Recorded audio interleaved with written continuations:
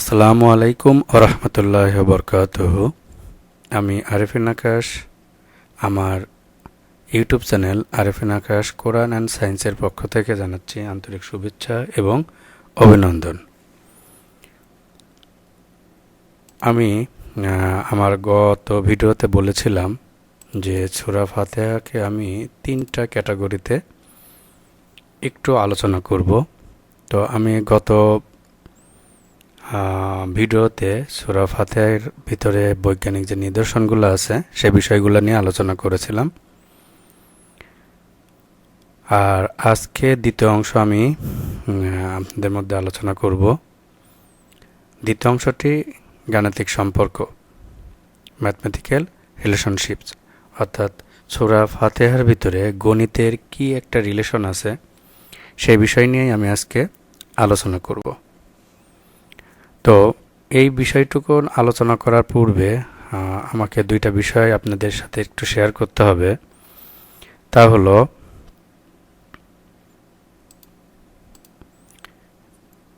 Prime সংখ্যা কাকে বলে বা মৌলিক সংখ্যা কাকে বলে। মৌলিক সংখ্যা কাকে বলে? তো কোনো একটি সংখ্যাকে এক এবং সেই সংখ্যা ছাড়া যদি অন্য কোনো সংখ্যা দ্বারা ভাগ করা না যায় তাহলে তাকে মৌলিক সংখ্যা বলে। অর্থাৎ যেমন 2, এই 2কে ভাগ করা যায় 1 এবং 2 দ্বারা, সুতরাং এটা একটা মৌলিক সংখ্যা। পৃথিবীতে একমাত্র এই 2 একটি মৌলিক সংখ্যা যেটা জোড় সংখ্যা এবং এই 2 দ্বারা বিভাজ্য। আর কোনো মৌলিক সংখ্যায় 2 দ্বারা বিভাজ্য নয়। যেমন পরবর্তী মৌলিক সংখ্যা হলো 3। 3-এর উৎপাদক বা 3কে ভাগ করা যায় 1 এবং 3 দ্বারা, এজন্য 3 একটি মৌলিক সংখ্যা। কিন্তু 4কে ভাগ করা যায় হলো 1 দিয়ে, 2 দিয়ে এবং 4 দিয়ে, এই কারণে 4 মৌলিক সংখ্যা নয়। আবার 5কে ভাগ করা যায় 1 দিয়ে এবং 5 দিয়ে, এই কারণে 5 একটি মৌলিক সংখ্যা। অনুরূপভাবে 6কে ভাগ করা যায় 1, 2, 3 এবং 6 দিয়ে, এই কারণে 6 মৌলিক সংখ্যা নয়। আবার যদি 1-এর কথা চিন্তা করুন, 1কে ভাগ করা যায় 1, আর কোনো সংখ্যা নেই, অর্থাৎ 1-এর উৎপাদক একটা। অন্যান্য মৌলিক সংখ্যাগুলোর উৎপাদক 2টা, যেমন 3-এর 1 আর 3, 5-এর 1 আর 5, 2-এর 1 আর 2, কিন্তু 1-এর উৎপাদক সংখ্যা একটা, এই কারণে 1 মৌলিক সংখ্যা নয়। অর্থাৎ মৌলিক সংখ্যাগুলো শুরু হয়েছে 2 থেকে শুরু করে 2, 3, 5, 7, 11, 13, এইগুলো মৌলিক সংখ্যা। তো এই মৌলিক সংখ্যাগুলো আরও কি কি আছে সেগুলো জানার জন্য আমি একটা প্রোগ্রাম দেখাচ্ছি আপনাদের। এই মৌলিক সংখ্যাগুলো বোঝার জন্য বা নির্ণয় করার জন্য আমি আপনাদের একটা প্রোগ্রাম দেখাচ্ছি। দেখুন, সেই জন্য আমি আপনাদের জন্য একটা প্রোগ্রাম আগে থেকেই লিখে রেখেছি সূরা ফাতিহার দ্বিতীয় অংশে। আমি নোটপ্যাডের ভিতরে লিখে রাখছি। এই হলো আমার মৌলিক সংখ্যা নির্ণয় করার জন্য প্রোগ্রাম। আমি সম্পূর্ণটুকুন এখান থেকে কপি করছি। কপি করার পরে এটা C++, আমি প্রোগ্রামটি রান করাবো কোড ব্লক দিয়ে। এই যে কোড ব্লক দিয়ে আমি আমার প্রোগ্রামটি রান করাবো। কোড ব্লক প্রথমে ওপেন করলে এমন দেখাবে, আপনারা হয়তো জানেন। তো এখান থেকে আমি নিউ এমটি ফাইল নিচ্ছি। দেখেন, নেওয়ার পরে এখানে লেখা যাবে না। এরপরে কি করতে হবে? এরপরে আপনাকে আবার ফাইলে যেতে হবে, সেভ ফাইল অ্যাজ, এটা ক্লিক করতে হবে। এখানে আপনি এটা কি নাম দিয়ে সেভ করবেন। তো আমি এটাকে সেভ করতেছি প্রাইম নাম্বার দিয়ে, অর্থাৎ এই প্রোগ্রামটার নাম দিলাম প্রাইম নাম্বার, মানে প্রাইম। আর আপনারা জানেন যে সি প্লাস প্লাস প্রোগ্রাম লেখার জন্য ডট দিয়ে একটা এক্সটেনশন দিতে হয়, সেটা হলো সি পিপি। হয়তো অন্য কোনো দিন সি প্লাস প্লাস প্রোগ্রাম নিয়ে বিস্তারিত আলোচনা করবো ইনশাল্লাহ। তো সেভে ক্লিক করলাম, করার পরে দেখেন আমার এখন প্রোগ্রামটি লেখার উপযোগী হয়েছে। আমি যেটা কপি করছিলাম সেটা এখান থেকে পেস্ট করছি। আমরা এডিটে যেয়ে পেস্টে ক্লিক করলে হবে, অথবা কিবোর্ডে কন্ট্রোল ভি চাপলেও হবে। তা আমি পেস্টে ক্লিক করলাম, পুরো প্রোগ্রামটা এখানে পেস্ট হয়েছে। তো আমি এখান থেকে বিল্ড, আপনারা জানেন সেই রান করার আগে বিল্ড করে নিতে হয়, বিল্ড করলাম। তো এখানে যদি কোনো এরর থাকে দেখাবে, যেহেতু কোনো এরর দেখালো না। এরপর আমাকে বিল্ড অ্যান্ড রান বা শুধু রান করলেও হবে। আমি বিল্ড অ্যান্ড রানে ক্লিক করলাম, আমার প্রোগ্রামটি রান হলো। এখন বলতেছে যে enter the value of N, অর্থাৎ আমি প্রোগ্রামটি লিখেছি 1 থেকে n পর্যন্ত সংখ্যার মধ্যে কোনটা কোনটা প্রাইম নাম্বার সেটা নির্ণয় করার জন্য। যেমন আমি যদি 1 থেকে 147 দেই n এর মান, মানে 147 পর্যন্ত কোন কোন সংখ্যা প্রাইম নাম্বার। এবার আমি যদি এটা রেজাল্ট চাই, দেখুন প্রাইম নাম্বারস ফ্রম 1 to 147 আর 2, 3, 5, 7, 11, 13, 17, 19, 23, 29, 31, এভাবেই যাবে সবার শেষে 139। 139 হলো প্রাইম নাম্বার। এইভাবে আপনি আমার এই প্রোগ্রাম দিয়ে প্রাইম সংখ্যাগুলো নির্ণয় করে নিতে পারবেন। আবার যদি আপনি এটাকে আসলে আমি ভিডিওটি অনেক ছোট করতে চেয়েছিলাম, কিন্তু আমি আসলে অপারগ হয়ে গিয়েছি। ভিডিওটি একটু বড় হতে যাচ্ছে, আপনারা একটু ধৈর্য সহকারে দেখবেন। তারপর আমি চেষ্টা করছি যতটা কম বিষয়ে আলোচনা করা যায়। তো আমি আমার এই দ্বিতীয় অংশে, সূরা ফাতিহার দ্বিতীয় অংশে গাণিতিক সম্পর্ক বোঝার জন্য দুইটা জিনিস জেনে নিলাম। এক হলো প্রাইম নাম্বার কাকে বলে বা মৌলিক সংখ্যা কাকে বলে, আর মৌলিক সংখ্যা নির্ণয় করার জন্য একটা প্রোগ্রাম আমরা দেখলাম। তো এখন এই সূরা ফাতিহার মধ্যে প্রাইম নাম্বার বা মৌলিক সংখ্যার যে বিন্যাস সেটা এখন একটু খেয়াল করে দেখুন। সূরা ফাতিহার মৌলিক কাঠামো মৌলিক সংখ্যা দ্বারা গঠিত। আর ইতিপূর্বে আমরা শিখলাম যে মৌলিক সংখ্যা হলো সেই সংখ্যা যা 1 এবং ওই সংখ্যা ছাড়া অন্য কোনো সংখ্যা দিয়ে ভাগ করা যায় না। এখন দেখুন এর মধ্যে সংখ্যার কি একটা খেলা, মৌলিক সংখ্যার খেলা। বিশেষ করে সূরা ফাতিহার আয়াত সংখ্যা 7, এটা একটি মৌলিক সংখ্যা। সূরা ফাতিহার শুরুতে অর্থাৎ বিসমিল্লাহির রহমানির রহিম এ মোট অক্ষর আছে 19টি। আসুন আমরা একটু গুণে দেখি। এই হলো বিসমিল্লাহির রহমানির রহিম। এখানে দেখেন বিসমি, এর মধ্যে মৌলিক অক্ষর আছে 3টা। আল্লাহ, এর মধ্যে আছে আলিফ লাম লাম হা 4টি বর্ণ। আর রহমান, এর মধ্যে আছে 6টি বর্ণ, আলিফ লাম র হা মিম নুন। আর রহমান এর মধ্যে 6টি বর্ণ, মোট 3, 4, 6, 6, এই 19টি বর্ণ। আলহামদুলিল্লাহ। এরপর আরবি ব্যাকরণ ও তাজবিদের সাধারণ নিয়ম অনুযায়ী বিসমিল্লাহ সহ এতে মোট শব্দ সংখ্যা 29টি। এই 29 একটি মৌলিক সংখ্যা, আমরা কিন্তু ইতিপূর্বেই প্রোগ্রামে দেখলাম। আসুন আমরা সূরা ফাতিহার ওয়ার্ডগুলো একটু গুণে দেখি।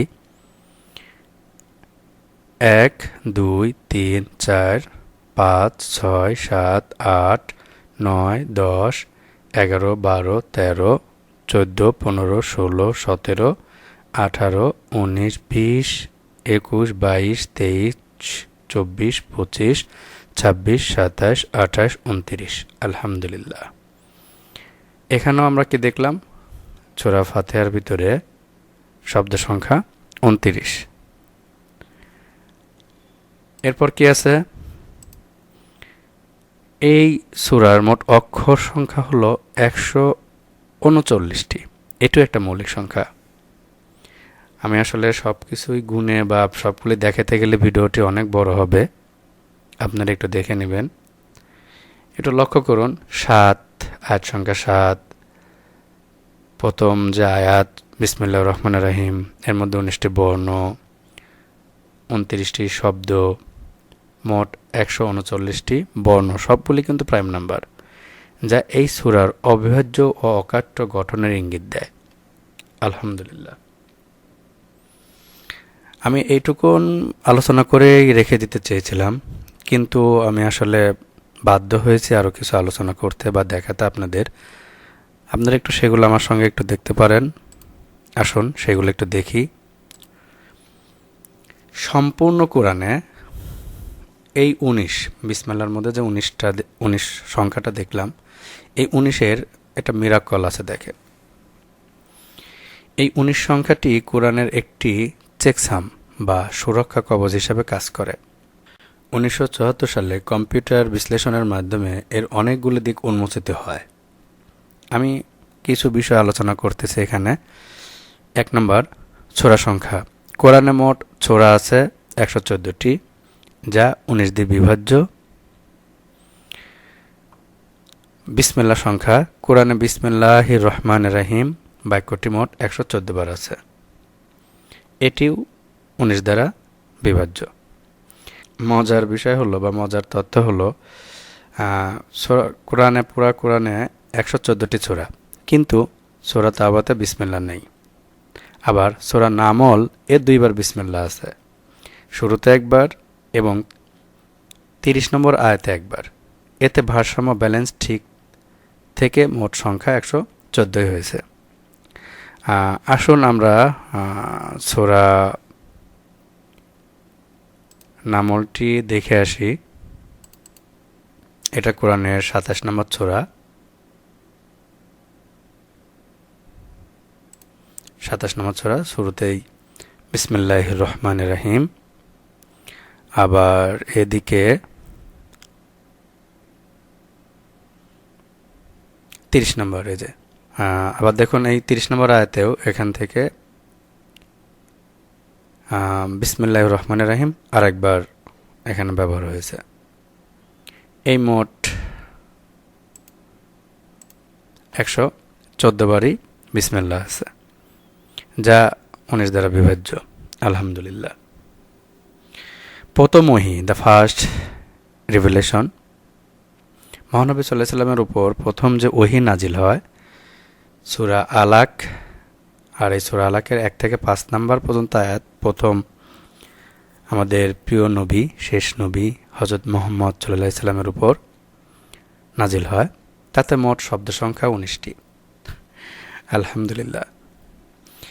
এই 19টি শব্দের মোট অক্ষর সংখ্যা 76টি, যা 19 দিয়ে বিভাজ্য। আপনি কোরআন পড়লে, বিজ্ঞান বুঝলে, গণিত বুঝলে শুধু আশ্চর্যই হবেন। আসুন আরও কিছু দেখি। 4 নম্বর আছে প্রথম পূর্ণাঙ্গ সূরা। সূরা ফাতিহা হলো প্রথম পূর্ণাঙ্গ নাজিল হওয়া সূরা। এর আগে আমরা দেখেছি এর প্রথম আয়াতে বিসমিল্লাহতে 19টি অক্ষর আছে। 5 নম্বর পয়েন্টে কাফ ও নুন। সূরা কাফ 50 নম্বর সূরা এবং সূরা শূরা 42 নম্বর সূরা। উভয়ের শুরুতে কাফ অক্ষরটি আছে। সূরা কাফে কাফ অক্ষরটি আছে 57 বার, এটা 19 দ্বারা বিভাজ্য। সূরা শূরাতে কাফ অক্ষরটি আছে 57 বার, এটাও 19 দ্বারা বিভাজ্য। মোট 57 যোগ 57 114, যা মোট সূরা সংখ্যার সমান। আলহামদুলিল্লাহ। এবং এটা যে 19 দ্বারা বিভাজ্য তা আমরা আগেই দেখলাম। 6 নম্বর, সূরা মুদ্দাচ্ছির ৭৪ নম্বর সূরা এর ৩০ নম্বর আয়াতে মহান আল্লাহ জাহান্নামের প্রহরীদের বর্ণনা দিতে গিয়ে বলেছেন, তার উপর নিয়োজিত আছেন ১৯ জন ফেরেশতা। আরবিটি আছে হলো আলাইহা তিসআতা আশার। আমরা যদি আচ্ছা, আমি একটা ওয়েবসাইট থেকে দেখাই। ৭৪ নম্বর সূরা,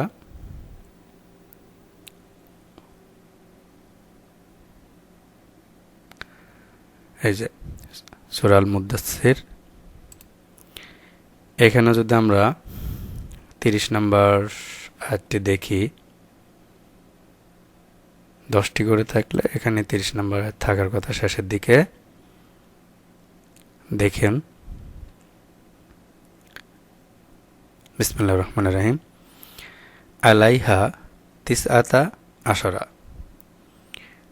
মুজিবুর রহমান অনুবাদ করেছেন, উহার তত্ত্বাবধানে রয়েছে ১৯ জন প্রহরী, অর্থাৎ জাহান্নামের সিকিউরিটি পারপাস ১৯ জন ফেরেশতা বা প্রহরী পাহারা দিচ্ছেন ১৯ জন। আলহামদুলিল্লাহ। এখন যেহেতু জাহান্নাম একটা সিকিউরিটির জায়গা, সেখান থেকে যেন কেউ বের হয়ে না যায়, তাহলে এই সিকিউরিটি নিয়ে যদি কিছু কথা বলতে চাই, আসুন সামান্য কিছু একটু বলি। আসুন সাইবার সিকিউরিটির চশমা দিয়ে ১৯-এর ব্যবহার ও রহস্যটি একটু দেখি। Authentication factor. সাইবার সিকিউরিটিতে কোনো সিস্টেমে ঢোকার জন্য কী বা চাবি লাগে? সূরা মুদ্দাসসিরের ৩০ নম্বর আয়াতে বলা হয়েছে জাহান্নামের প্রহরী ১৯ জন, অর্থাৎ এই সিস্টেমের অথেন্টিকেশন বা নিয়ন্ত্রণের চাবি ১৯ জনের হাতে বা ১৯টি কমান্ডের উপর ন্যস্ত। এটি আধুনিক মাল্টি সিগনেচার ওয়ালেট বা ক্রিপ্টোকারেন্সিতে ব্যবহৃত এর মতো, যেখানে ট্রানজ্যাকশন হতে গেলে একাধিক কি বা সিগনেচার লাগে। আলহামদুলিল্লাহ। ভবিষ্যৎ প্রযুক্তি ১৯ ভিত্তিক এনক্রিপশন। কিছু গণিতবিদ মনে করেন বর্তমানে আমরা বাইনারির ০-১ বা ডেসিমাল ১০ ভিত্তিক সিস্টেমে অভ্যস্ত, কিন্তু বেজ ১৯ সিস্টেম ব্যবহার করলে ডেটা কম্প্রেশন এবং এনক্রিপশন আরও শক্তিশালী হতে পারে, কারণ ১৯ একটি প্রাইম নাম্বার হওয়ায় এটি দিয়ে তৈরি প্যাটার্ন ভাঙা বা হ্যাক করা হ্যাকারদের জন্য ১০ বা ২ ভিত্তিক সিস্টেমের চেয়ে অনেক কঠিন হবে। আলহামদুলিল্লাহ। আরও যদি রিসার্চ করা যায় কোরআন নিয়ে, আরও ইম্পর্টেন্ট এবং গুরুত্বপূর্ণ বিষয়গুলো সেখান থেকে বের হয়ে আসবে। প্রিয় দর্শক, যারা সাইবার সিকিউরিটি বা হ্যাকিং সম্পর্কে জানেন, আপনারা হ্যাশ ভ্যালু বা চেকসামের সাথে পরিচিত। ফাইল করাপ্ট হয়েছে কিনা তা চেকসাম দিয়ে বোঝা যায়। আল্লাহ রাব্বুল আলামিন ১৪০০ বছর আগেই পবিত্র কোরআনে সিস্টেম ১৯ নামে এমন এক চেকসাম বসিয়ে দিয়েছে যা কিয়ামত পর্যন্ত এই কিতাবকে হ্যাকিং বা পরিবর্তন থেকে রক্ষা করবে। সুবহানাল্লাহ। আসুন সাইবার সিকিউরিটি নিয়ে আরও কিছু। সরাসরি বলতে গেলে আধুনিক সাইবার সিকিউরিটি ১৯ সংখ্যাটি নির্দিষ্ট কোনো অ্যালগোরিদম হিসাবে, যেমন AES ২৫৬ ব্যবহৃত না হলেও সাইবার সিকিউরিটির মূল নীতি, কোর প্রিন্সিপাল এবং গাণিতিক অপারেশন, ম্যাথমেটিক্যাল অপারেশনের সাথে কোরআনে ১৯-এর মিরাকল হুবহু মিলে যায়। এটা কথা সবসময় মনে রাখবেন, সাইবার সিকিউরিটি মানুষের তৈরি আর কোরআন হলো মহান রব্বুল আলামিনের সৃষ্টি। অর্থাৎ মহান রব্বুল আলামিনের সাইবার সিকিউরিটি থেকেই বা মহান রব্বুল আলামিনের নাজিলকৃত এই কোরআনের সিকিউরিটি থেকেই সাইবার সিকিউরিটি সম্পর্কে জ্ঞান অর্জন করা সম্ভব। আমি বলছি না এই সাইবার সিকিউরিটি কোরআনে গিয়েছে, বরঞ্চ এটা বলা যেতে পারে যে কোরআনের সিকিউরিটি থেকেই আমরা আমাদের সাইবার সিকিউরিটি শিখতে পারি, বা সেখানে যা ইনফরমেশন আছে বা ইঙ্গিত আছে সেগুলো কাজে লাগিয়ে আমরা অনেক সুন্দর সুন্দর সিকিউরিটি তৈরি করতে পারি। চেকসাম এবং ডেটা ইন্টিগ্রিটি। সাইবার সিকিউরিটির অন্যতম প্রধান কাজ হলো ডেটা ইন্টিগ্রিটি বা তথ্যের বিশুদ্ধতা রক্ষা করা, অর্থাৎ হ্যাকাররা ডেটার ভিতরে কোনো পরিবর্তন করছে কিনা তা ধরা। প্রযুক্তি। কম্পিউটারে আমরা চেকসাম বা হ্যাশ ফাংশন যেমন MD5 SHA ২৫৬ ব্যবহার করি। এটি একটি গাণিতিক ফর্মুলা। ফাইলের মাত্র এক বিট পরিবর্তন করলেও হ্যাশ ভ্যালু পুরো বদলে যায়। যারা সাইবার সিকিউরিটি জানেন তারা বিষয়টা বোঝেন। কোরআনের এই 19 ডক্টর রাশিদ খলিফা এবং পরবর্তী গবেষকরা দেখিয়েছেন কোরআনের এই 19 সংখ্যাটি ঠিক একটি প্যারিটি চেক বা চেকসামের মতো কাজ করে। কোরআনের অক্ষর, শব্দ এবং সূরার সংখ্যা 19 দিয়ে নিঃশেষে বিভাজ্য, যা আমরা দেখেছি, অনেকগুলি দেখেছি। একে বলা হয় মডুলো 19 অপারেশন। যদি কেউ কোরআনের ভেতরে একটি অক্ষরও ঢুকিয়ে দেয় বা বাদ দেয়, তাহলে 19 এর এই গাণিতিক ভাগফল আর মিলবে না, এরর দেখাবে। মিরাকল। আজ থেকে 1400 বছর আগে যখন কোনো কম্পিউটার ছিল না, তখন আল্লাহ কোরআনের সুরক্ষার জন্য এমন এক এরর ডিটেকশন কোড 19 ব্যবহার করেছেন, যা আজকের সাইবার সিকিউরিটির চেকসাম পদ্ধতির আদিরূপ। সাইবার সিকিউরিটি চশমা দিয়ে 19-এর আরও কিছু রহস্য দেখা যায়, যেমন মডুলার অ্যারিথমেটিক। আধুনিক এনক্রিপশন বা পাসওয়ার্ড সুরক্ষার ভিত্তি হল মডুলার অ্যারিথমেটিক বা ভাগশেষের গণিত। একে ঘড়ির কাঁটার গণিতও বলা হয়। প্রযুক্তি। আমরা যখন ক্রেডিট কার্ড ব্যবহার করি, মানে প্রযুক্তিতে এটার কি ব্যবহার আছে, আমরা যখন ক্রেডিট কার্ড ব্যবহার করি তখন লন অ্যালগোরিদম বা মড 10 ব্যবহার করা হয়। এটা দিয়েই কার্ড নম্বর সঠিক কিনা তা যাচাই করতে হয়। আবার বইয়ের ISBN নম্বর মড 11 ব্যবহার করা হয়। 19-এর ব্যবহার। আল্লাহ কোরআনে মড 19 সিস্টেম ব্যবহার করেছেন। গাণিতিকভাবে 19 একটি বিশেষ সংখ্যা, কারণ এটি 10 আমাদের হাতের 10টা আঙ্গুল এবং 9 সর্বোচ্চ একক সংখ্যা এর সমষ্টি, এবং এটি প্রাইম নাম্বার। এবং প্রাইম নাম্বার জগতে 19-এর অবস্থান এমন যে এটি মডুলাস অপারেশনের জন্য অত্যন্ত শক্তিশালী।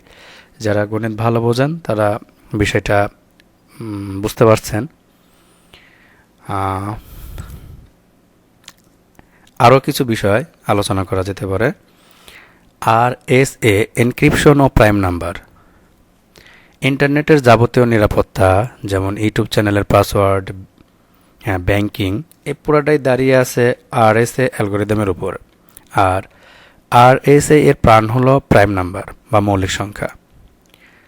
প্রযুক্তিতে RSA সিস্টেমে দুটি বিশাল প্রাইম নাম্বার গুণ করে একটি পাবলিক কি তৈরি করা হয়।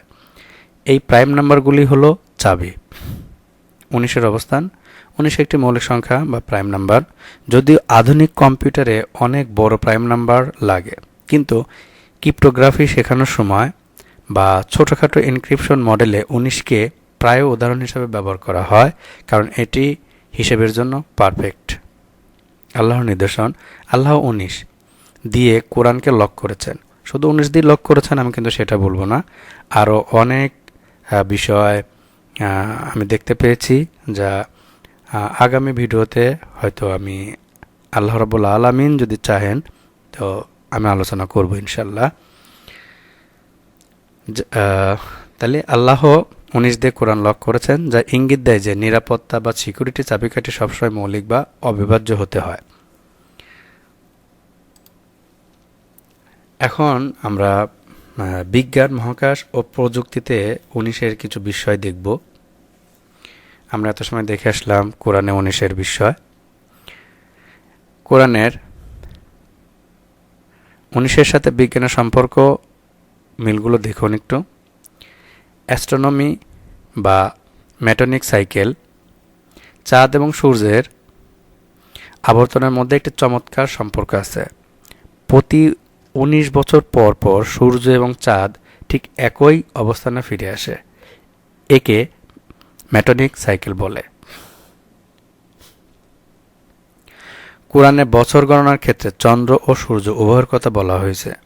এই 19 বছরের চক্রটি ক্যালেন্ডার বা সময় গণনার জন্য মহাজাগতিক এক চাবি। রসায়ন বা কেমিস্ট্রি। মানুষ বেঁচে থাকার জন্য অন্যতম গুরুত্বপূর্ণ উপাদান হলো পটাশিয়াম, যাকে আমরা কে দ্বারা প্রকাশ করি, কে সংকেত দিয়ে। পর্যায় সারণীতে পটাশিয়ামের পারমাণবিক সংখ্যা 19। আমাদের ব্রেনে সিগন্যাল পাঠানো এবং হার্টবিট সচল রাখার জন্য এই ১৯ নম্বর মৌলটি অপরিহার্য।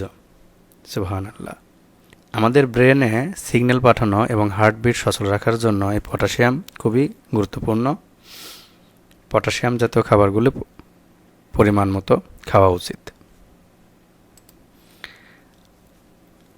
গ. চিকিৎসা বিজ্ঞান ও হিউম্যান অ্যানাটমি। মানুষের হাতের তালু ও আঙ্গুলের হাড়ের সংখ্যা গুণে দেখলে দেখা যায় প্রতিটি হাতে মোট ১৯টি হাড়ের গ্রুপ কাজ করে, যা আমাদের হাতকে এত ফ্লেক্সিবল করে। আলহামদুলিল্লাহ।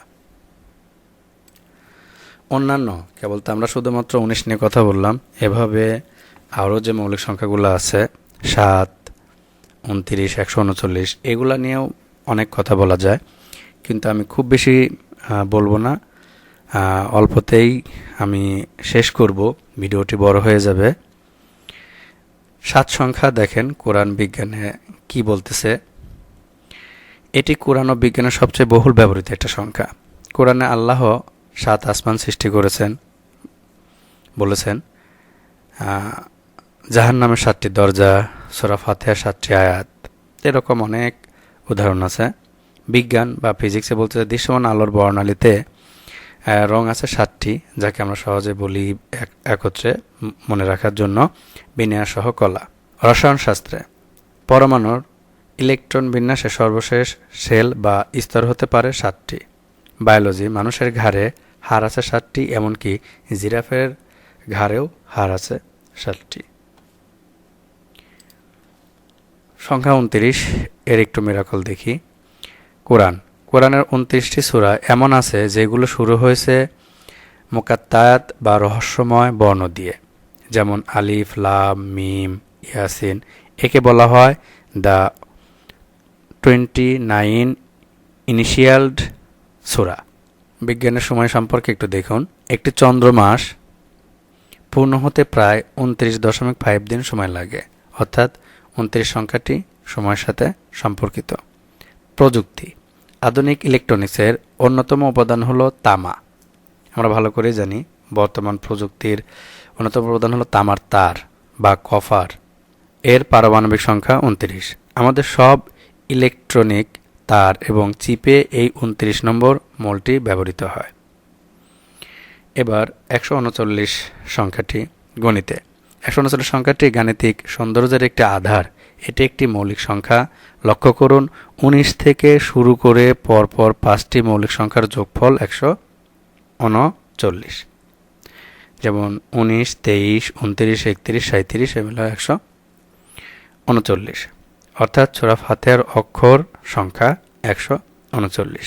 এর কোড ১৯ এবং ২৯ মুআক্কাদ, সবগুলি গাণিতিকভাবে একই সুতোয় গাঁথা।